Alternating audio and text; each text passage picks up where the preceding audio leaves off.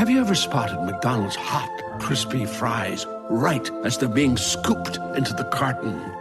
And time just stands still. Ba-da-ba-ba-ba. I am paging Dr. Chanda. I am the doctor. And I'm a licensed clinical psychologist. Yeah. Welcome to the Paging Dr. Chanda podcast, all things related to the Black culture. Revolt. The doctor in front of your name.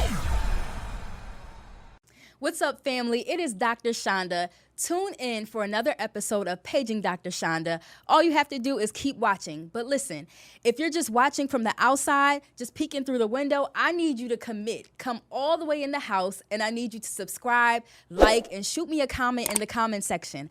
I love responding to all of your comments. I love listening and reading how much you guys enjoy the topics that I'm talking about. So yeah, do me a favor, like, comment, subscribe, and join the tribe. Stop scrolling for 1 second. This month, we are bringing back the psychology of Black women, the online class brought to you by yours truly, Dr. Chanda, licensed clinical psychologist. Y'all, I've been getting so many questions about why anxiety and depression presents differently in Black women. What do we do about it? How can we start to combat this? And what are some of the reasonings behind it? Listen, if you are a Black woman who has questions about anxiety and depression, it's something you experience or something your loved ones experience, or if you're a professional who works with Black women who experience anxiety and depression, I promise you this class is for you. Make sure that you sign up today.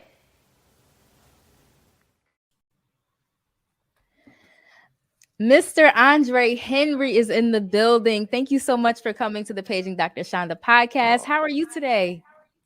I'm doing really well. Thanks for having me. Of course. It's definitely a pleasure. I can't wait to get into our discussion. But first things first, if you can kind of tell the people who you are, what you do, and all the magic that makes you you.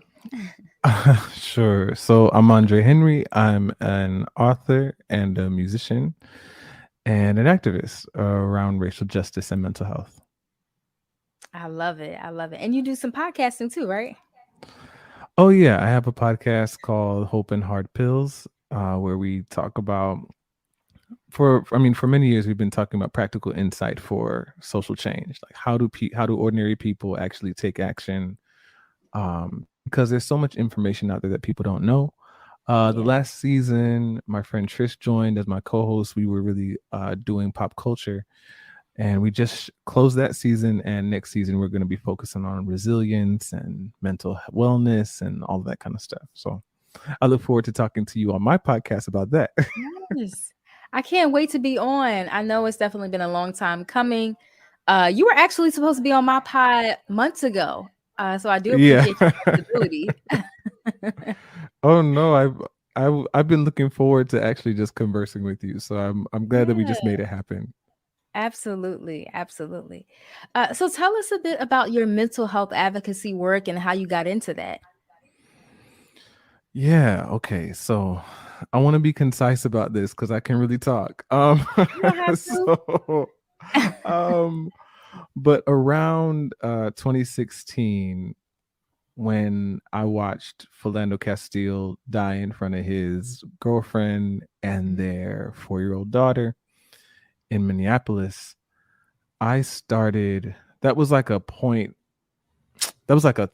crossing a threshold for me as far as, racial consciousness, the Black Lives Matter movement, all of that. And I felt like I need to, among several things, I need to learn more about systemic racism. First off, I understand racism on a personal level, being Black in America. But when I kept hearing people say systemic, and I didn't really understand what that means. So I was like, I need to educate myself. I need to learn everything I can about social movements, because I know that, in the past, that has been the thing that has moved the needle. And thirdly, I need to find a way to invest my body into the struggle. Now, I've been making music my whole life. I started writing songs when I was like 8 years old or something like that. So the thing that was immediately available to me was, I was doing shows in LA. I was in seminary at the time, and so these are two areas that I can just use what I have. I can at least tell my story. And a few weeks later, there's a whole story there. But a few weeks later, I had a vision, really. I had a vision of myself with a white boulder. And on this boulder was written like all of the injustices that we experience in America as Black people, including the names of, folks that we'd seen, die in ways like this, from Trayvon up to Philando Castile at the time. Yeah. And when I came out of that vision, I felt like I was supposed to do it. So I did, the next day. So actually, I remember talking to people about it, and I'm like, I feel like I need to do this thing. And I remember someone saying to me, well, you have to do it right now. And what I told them was, if God asked me to do something, God knows how I am. That means that God wants it done right away. Or else God wouldn't have come to me. Right. So, that's how it works. Right. So because that's how I am, if I know what I need to do, I'm going to do it. So the next day I have this 100-pound white boulder that I painted white, and I wrote all the things I saw in the vision on, and I'm trying to get it through the door, the classroom door of I was in beginning Greek at the time. I'm trying to get it through the classroom door of beginning Greek. And I walk it through the door, and my professor, of course, is looking at me like, the hell is going on in here? And he said, Andre, do you want to tell us, why you're dragging a boulder behind you today? And I told them, this boulder represents the weight that systemic racism lays on the Black psyche. Mm. And that was like the beginning of my journey. That was the beginning of me shifting my music to be more justice oriented, the beginning of my journey as an activist, and the beginning of me connecting the dots between, social oppression and mental health. Because what I was feeling was disempowered, rage, depression, all these things, because of that constant, this constant rhythm of encountering these spectacles of Black death, right? Well, that was that 7 years ago? No. That was in 2016. Anyway, I can't do the math right now, but that's about 7 or 8. Yeah, that's 7 years. Yeah, 7 years ago. Dang, wow. Time flies, right? So over that time, I got deeply involved into, studying nonviolent movements. How do they work? What makes them work? What makes them effective? I traveled the world looking for answers, and to the point where now I have mentors who have toppled dictators in other countries and all that kind of stuff.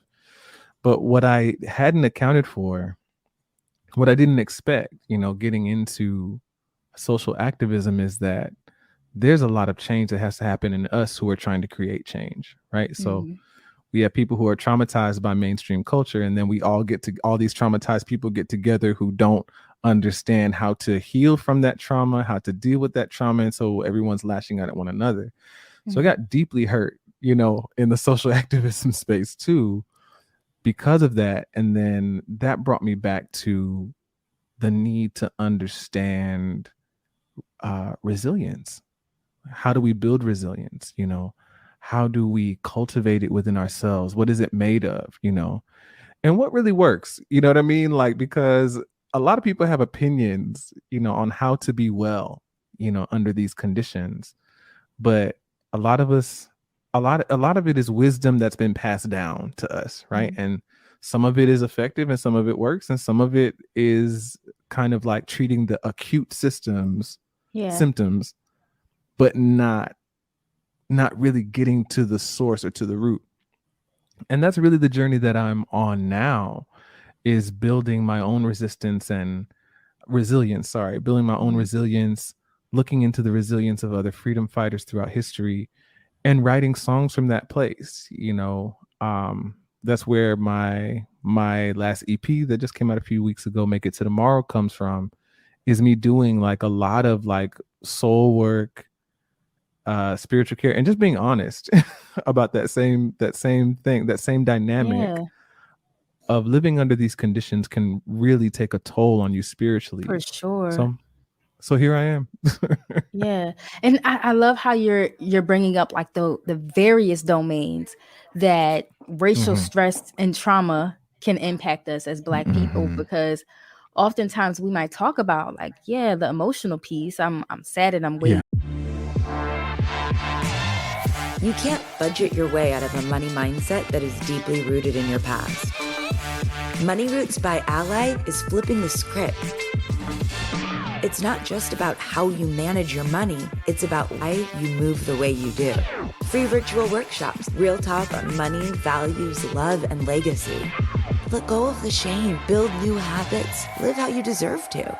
Tap in at ally.com/moneyroots. Down, but even thinking about how you said spiritually, like spiritually it can weigh you Mhm. down. It can weigh us down Absolutely. physically. Absolutely. Yeah. So I Absolutely. love how you took your experience with that. Go ahead. I'm sorry. No, I know that you know more about that than I do, right? So this is something I'm still learning, but you know how this is what I've been thinking about a lot lately. This week is a lot of people, we love to repeat whoever said it first. You are a spirit and you have a body, right? Mm-hmm. And lately this week I've been thinking, no, you are a body. You know, we can get into the semantics of it or whatever, but you are a body. And I think that's not to say you don't have a spirit, you don't have a soul, but it's because I think that we have underplayed the role that everything we go through has on our physical body, the chemicals that are released in our body, where we're storing emotions and trauma in our bodies, how sickness is related to stress, how, all these kinds of things. Because, quite frankly, as I do the work to build my own resilience and cultivate, self-compassion and all these other resources, I'm feeling the effects of that process in my body, feeling I have not really been able to walk really good this week because I've had so much pain in my hips and in my lower back. And I started reading about it, and I went to the chiropractor, and the first thing she said, now she went through all these things. I didn't have anything traumatic happen physically. The first thing she said is, this can be the result of emotional trauma. And she keeps listening. But the first thing she said was emotional trauma. Wow. And I went, man, this is so crazy, because that's exactly what I was looking up, So yeah, that's partly why I was excited to talk to you about this, because I know that you know more about like how these things really affect our bodies, because this is something that I'm learning and something that I want for more of us, especially I want more Black people to understand, because I think that, especially like I'm Jamaican and my family's Jamaican, so like I was talking to my dad the other day and he goes, you can't know that you're depressed in Jamaica. That's not something you can know. You're depressed. You can know that you're depressed in America. You can't know that you're depressed in Jamaica, and I think that is one way that the cultures of those of us who have been marginalized and oppressed manifests itself, is that's how we deal with this. We're going to push through, but what's happening to our bodies while we're doing that, Right. That's something we don't think about, right? We only think about like, oh, I'm distancing myself from what I'm feeling or what I'm emotionally experiencing in that moment to make myself feel better.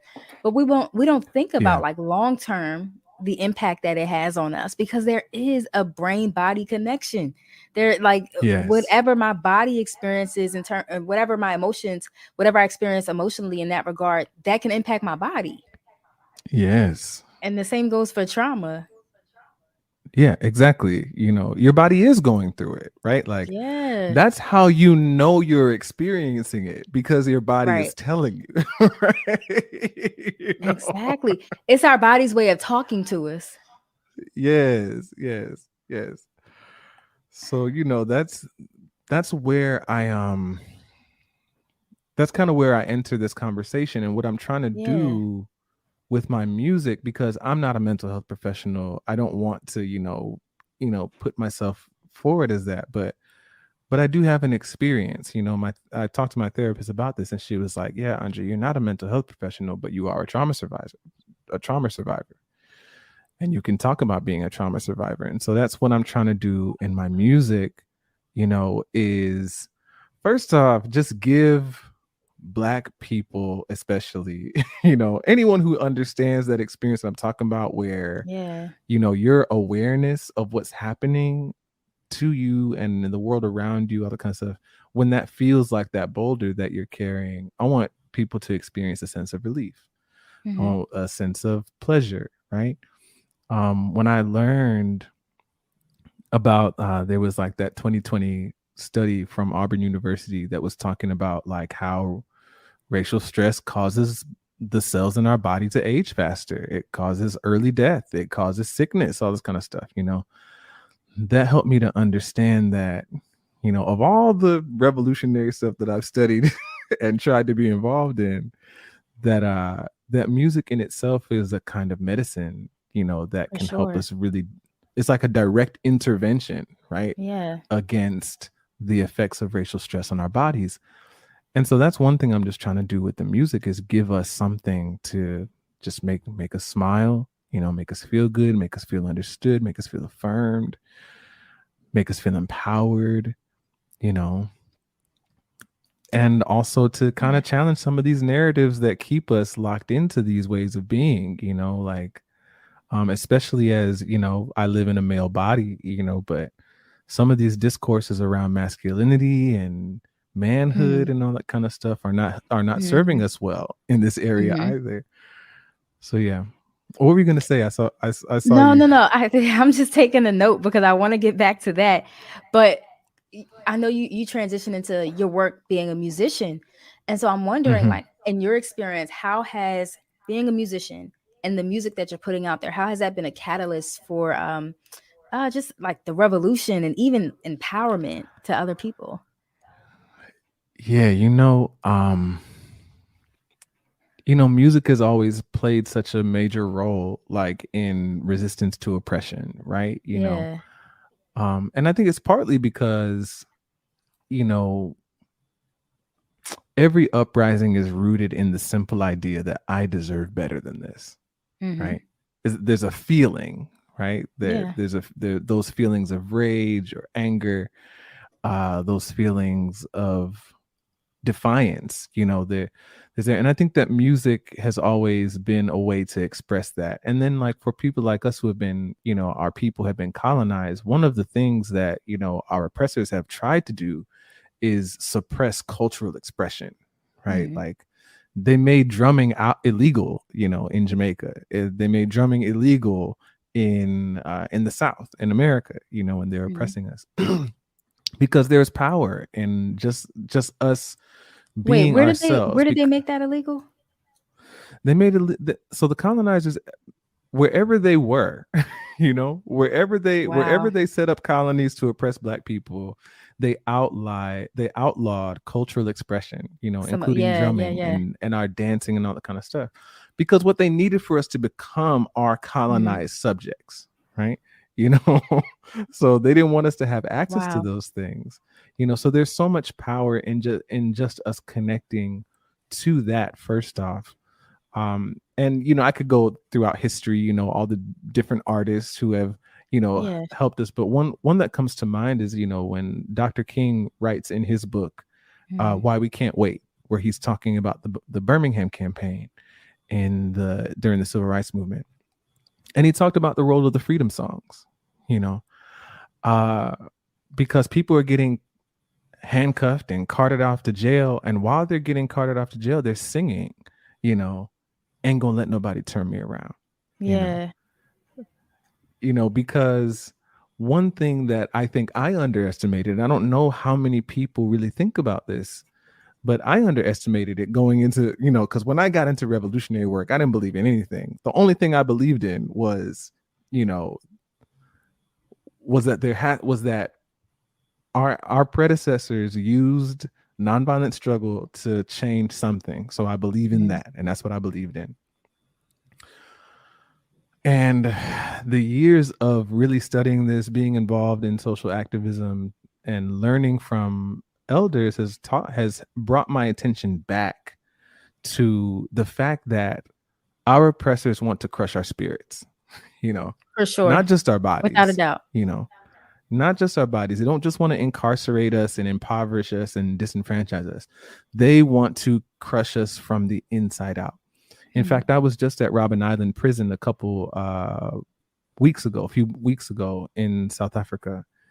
And on the boat there, they were showing all of these videos of former political prisoners talking about their experience at Robben Island. And that's exactly what they kept saying. They kept saying the empire sent us here to crush our spirits, and they failed, right?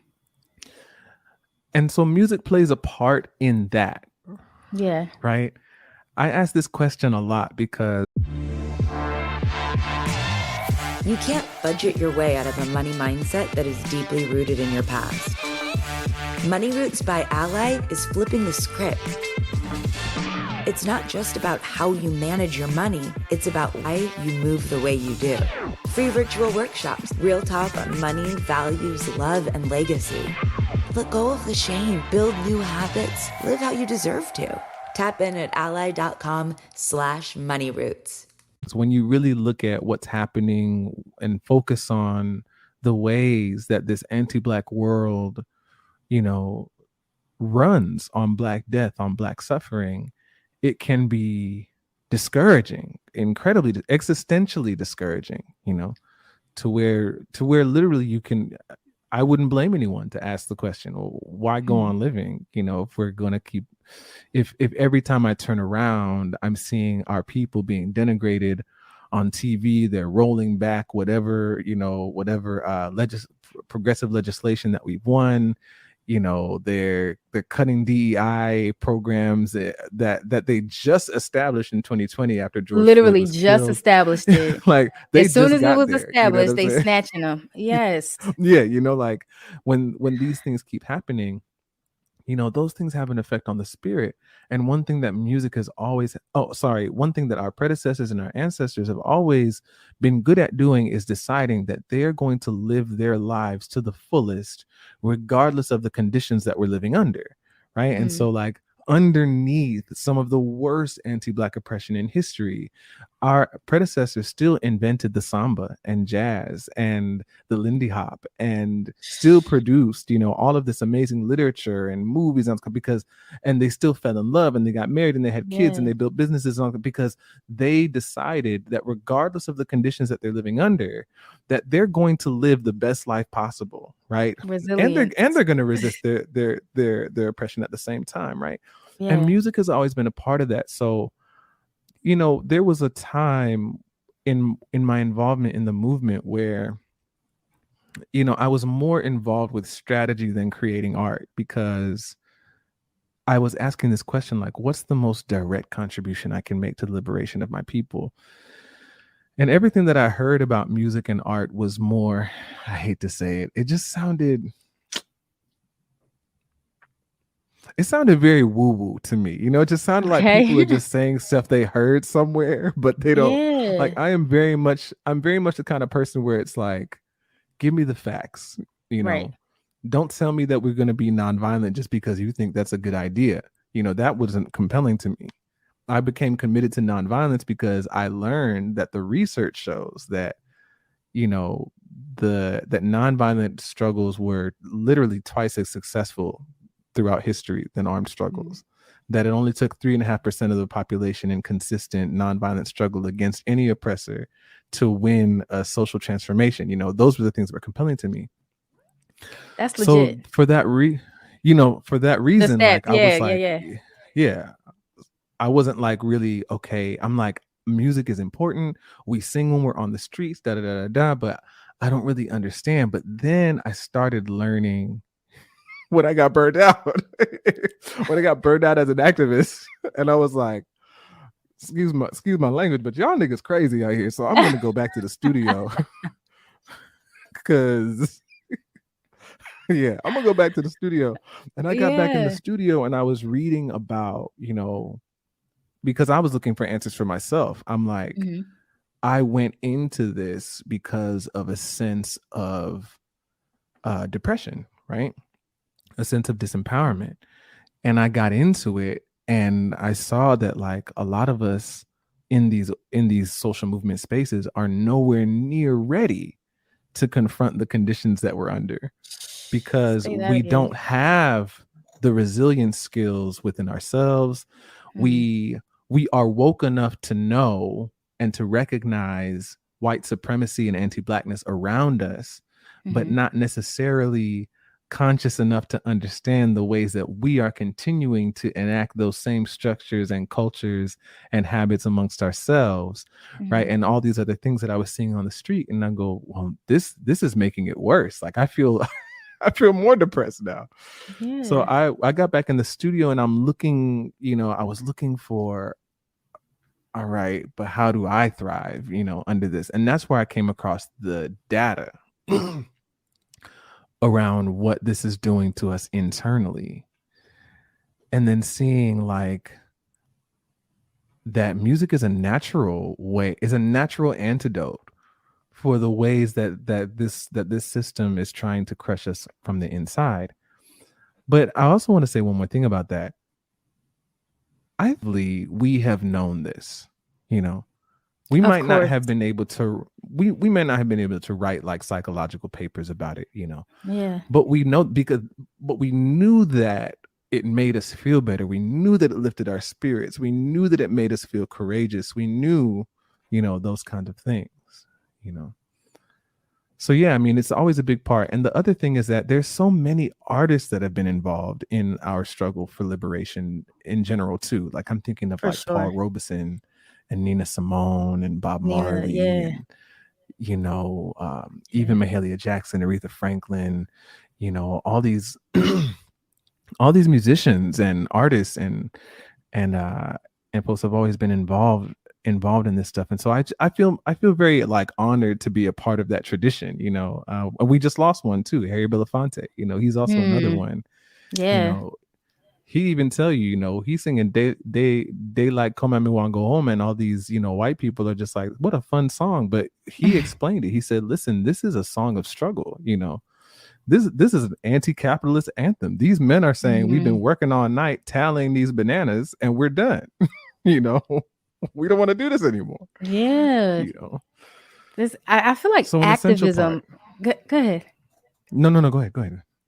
I'm sorry. I feel like I keep talking over you because my Wi-Fi is a little delayed today. So my deepest apologies. I'm also very talkative. That's what podcasting is for, right? People tap in to hear us talk. So, but you mentioned how like activism or music has always been a part of our activism, and even thinking about like I thought that's literally embedded in like that's generational to us. Like people on like plantations when our ancestors were working, like literally sending message through music, literally encouraging one another through music. Like this is how it's been revolutionary since jump. Like that's music has been so embedded in our DNA from like since day one. Absolutely. It's definitely a part of our, like you said, it's a part of our DNA. And I think it's a natural way for us to express ourselves, right? And to communicate. And I think what I'm thinking of right now, I'm processing right now is I think that our oppressors would love it if we stopped singing, They would love it if the music stopped. You know what I mean? And there's another side to that too, like where even in our social movements now, there are people talking a lot about how like we're not singing enough, right? Like we're not producing enough songs that we can sing together on the street and all that kind of thing. And I just think like within, especially, with my focus, I'm just really interested in resilience right now. That, we would just die. I think we would just die inside. I think we would become shells of who we are, without artistic expression. And so it's just so important for us to hold on to, it makes life beautiful, right? And what else are we here for but to enjoy life, right? And I think that there are all these little ways that we can choose to thrive, right? Regardless of the conditions that we're under. And I see music being a part of that, you know. It makes us feel connected to other people. It makes us feel less lonely, you know.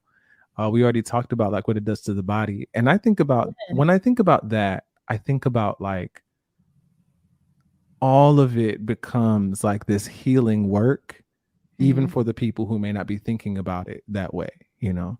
So it's like, I think about like Meg the Stallion and Beyonce, and you know, I mean, Beyonce is like, she's very like, you know, she's making like a very conscious pop, you know, kind of catalog. But you know, I think all these artists, basically what I'm saying is like, even the artists who are just like making like something to twerk to are actually doing healing work for us. Because music is cultural. Yes. Yeah. You know, yeah. And it does that thing in your body, you know, where like, I'm just realizing more and more and more that this is a direct intervention against the ways that living under these conditions attacks our bodies, you know, on the inside, you know. Yeah. For sure. No, I'm right there with you. Summertime's here and we outside, for real. Before I even step out the door, OnStar has the car chilled and ready with remote start. And the whole crew, we locked in with an in-vehicle Wi-Fi hotspot, thanks to OnStar. Watching shows, playing music, and catching vibes. And when I'm rolling on the highway, Super Cruise driver assistance tech lets me kick back hands-free. From family cookouts to road trips with the crew, OnStar keeps the good times going, no matter where we're headed. OnStar, better never stops.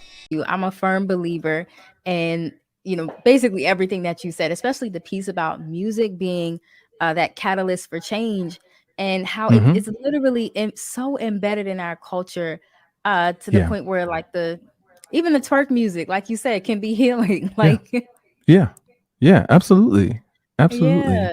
Yeah. And I used to write like, so when I first started writing songs about this kind of stuff, like I needed to express myself. So like I was literally like writing songs about police brutality and, you know, like literally writing protest songs, you know.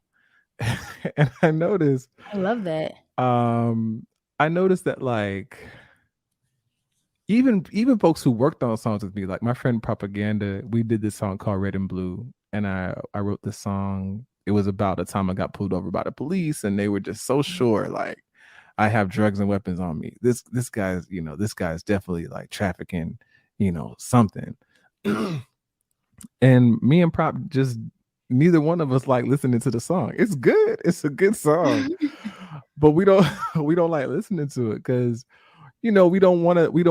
We already know, you know, we know that that's going on. We don't want to listen to that, you know, when we're trying to wind down. And it made me think about like, you know, one of my heroes is Bob Marley, you know, and I grew up listening to Bob Marley. My father was a reggae musician when I was young, you know, and so, you know, they raised me on that as our culture. But there's such a wide range of what they're singing about. And it just made me understand differently, like why these musicians would write so many songs about relaxing, about chilling, you know, chilling out and, you know, enjoying life and all that kind of stuff, because it's what we need, you know, it just is what we need. And so, you know, when I think about kind of the mental health part of my journey, it's really in hindsight that I look back and I go, I started dragging this boulder around to tell people like, this is what it feels like on my psyche, right? Yeah, that's a good metaphor. metaphor. I don't think I made that connection when I was doing it, that like I'm really talking about mental health at the time. It's in hindsight that I look back at it and go, oh, like this has always been about like mental health, right? For me. And so it feels like I'm coming back into that and leaning into that, especially understanding that one, this is a site of oppression, right? Our mental health, our spiritual health, our well-being is a site of oppression because of the nature of what we're enduring. And therefore it's a site of resistance, right? So everything that we do to make sure that we are well in this world, right, is a way that we are loving ourselves, which is our birthright, loving each other, which is also our birthright, but also, you know, resisting that oppression that wants to turn us into really non-humans, right? That's what they want for us to be. There was something else I wanted to say about that, but it's running away from me.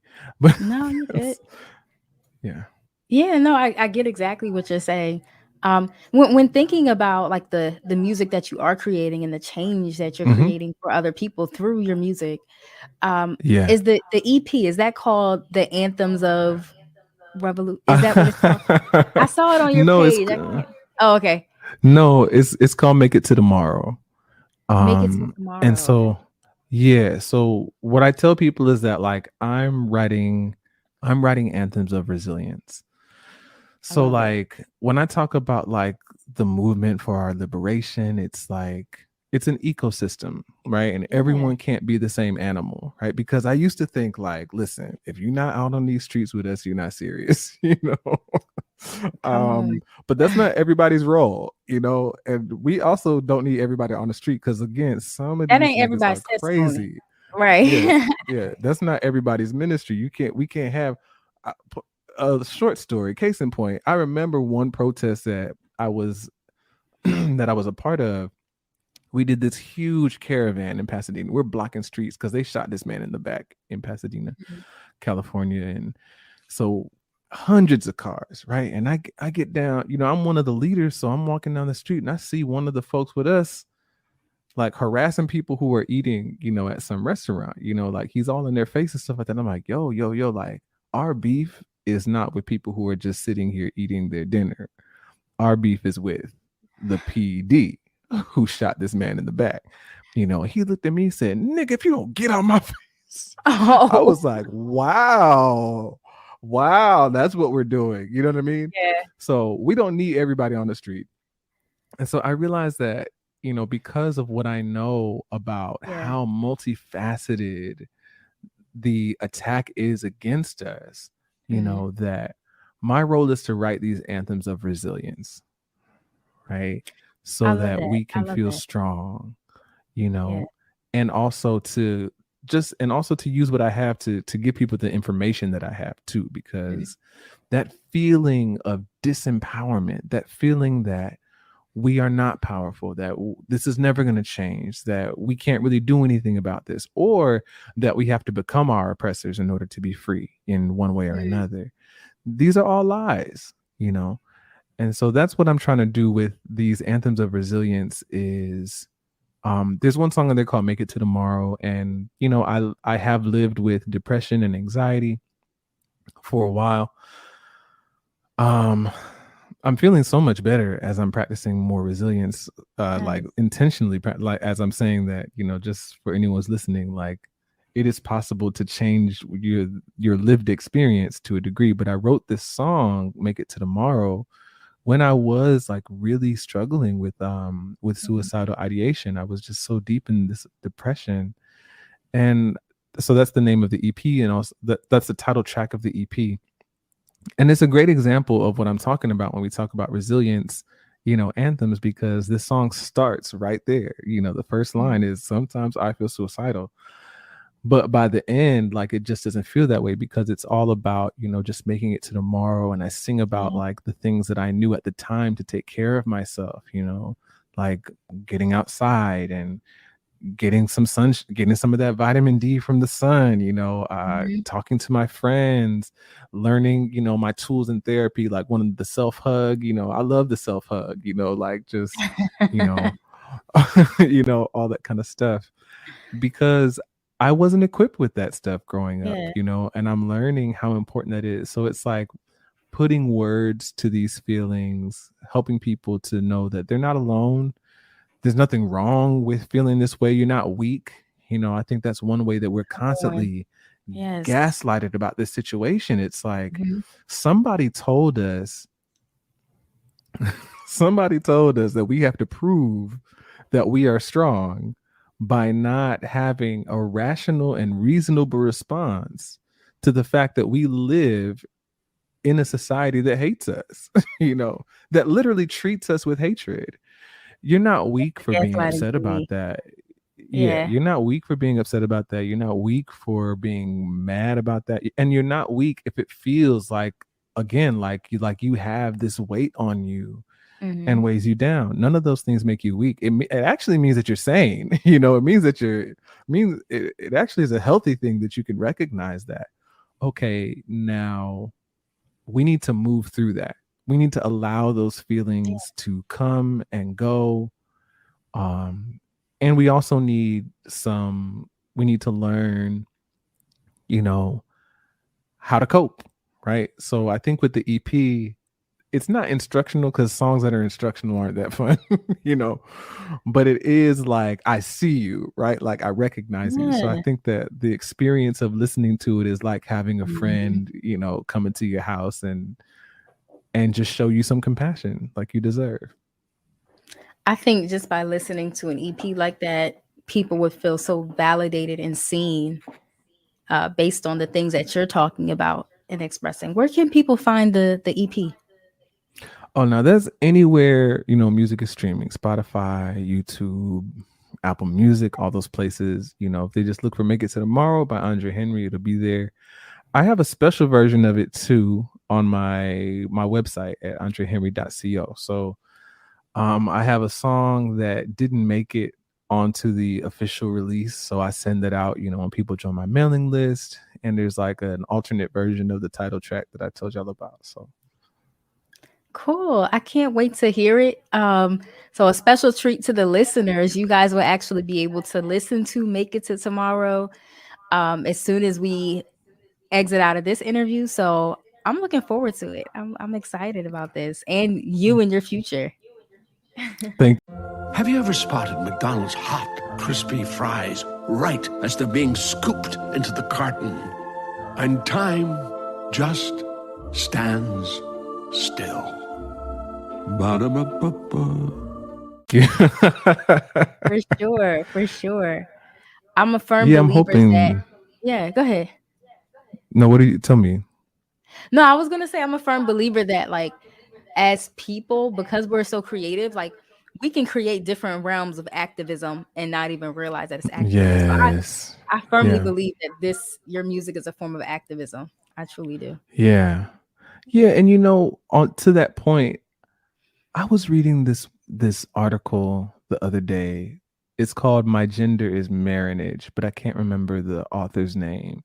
Mm. But they brought up one of the palenques that our predecessors built, and I don't know a whole lot about palenques, but I know one thing is that, some of us who escaped from enslavement set up our own societies alongside the slave society. My ancestors, the Maroons in Jamaica, literally liberated themselves from Spanish oppression and built their own, settlements in the Jamaican mountains.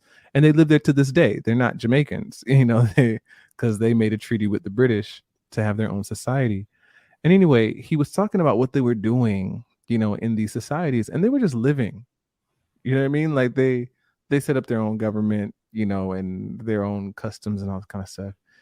And what he said was, oh my God, I've misgendered them twice. They, because their gender is marinage. They were saying, these people, they died for what they were living for. They died because the colonizers eventually came and broke up that one palenque and killed a bunch of people. And I would love, we got to fight the power. We got to organize to fight the power. I'm all about that. But I also would love to see more of us just focusing on our own wholeness, right? As people and as communities, right? And if people want to call that radical, revolutionary, whatever, fine, but what we're doing right, is just really laying hold of our birthright, which is to live with dignity and joy, right, and pleasure. Yeah, and so I kind of hope, what I imagine, with the music is, I haven't done a show in a while, not since the pandemic, but I hope that, I hope to see like crowds of people and we're all together and we're singing these songs. We're singing these like affirmations over ourselves, really, and seeing people experience healing in real time and connect I with love each that. other and all that kind of stuff, you know. And to your point, that is something that Dr. Bernice King told me. She said, this is the kind of activism that we need, you know, not the only type, you know. Again, we're an ecosystem. If you're a Right. giraffe, be a giraffe. If you're a flamingo, be a flamingo. If you're a Right. hippopotamus, be a hippopotamus, you know. But when she said that, that was just so affirming to me, because there is still, you know, there's still a part of me that's like, you know, if you're not shutting stuff down on the street, you know, then who's going to do it? Well, there are plenty of people who are going to do that. Right. You know, So we me also need these songs. Exactly. Yeah. Yeah. I self-identify as like an educational activist. So my activism is in like the classroom, or if I'm speaking somewhere, Yeah. even like podcasting or on social media. Yeah, of Like course. I don't. So I've been on the front line before, but I know because of the things that I have going on, it's not feasible for me all the time to be able to do Yeah. things like that. So Yeah. activism in multiple domains is a flex. Right. And I see that, you know, I see the content that you're making and all of that. And I really appreciate that. And we need it, right? You know, and For again, sure. you know, if everybody's doing the same thing, then everything's not getting done. that's for sure. Hello. Thank you so much, Andre, for coming through. That was definitely a pleasure getting to know you and the work that you're doing. Yeah, thank you so much for having me. I really appreciate it. Absolutely. And so for the listeners, again, we have a special treat for you. You're going to be able to hear one of Andre's songs, and you'll also be able to click on some of his links in the show notes. So make sure you guys are checking that out. Don't forget, next Wednesday, we have another episode of the Paging Dr. Chanda podcast. And on Thursdays, every Thursday, we have the video version of the podcast that goes live on YouTube and everywhere else you can watch the video podcast. All right, y'all. Have a great night. You can't budget your way out of a money mindset that is deeply rooted in your past. Money Roots by Ally is flipping the script. It's not just about how you manage your money, it's about why you move the way you do. Free virtual workshops, real talk on money, values, love, and legacy. Let go of the shame, build new habits, live how you deserve to. Tap in at ally.com/moneyroots.